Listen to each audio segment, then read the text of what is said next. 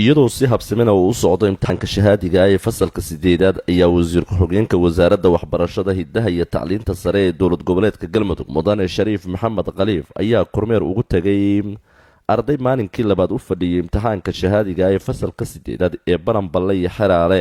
wasiirka ayaa ardayda u rajeeyay guul inay ka gaaraan imtixaanka.